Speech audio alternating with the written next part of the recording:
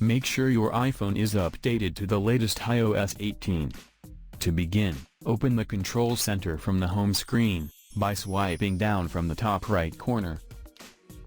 Then tap the flashlight icon. Now you will see the new flashlight UI appear in the dynamic island. You can swipe up or down to adjust the brightness.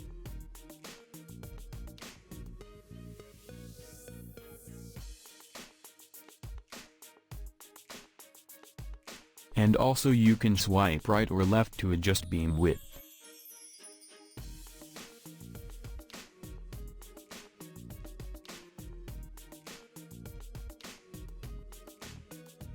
The flashlight icon remains in the dynamic island until you turn it off.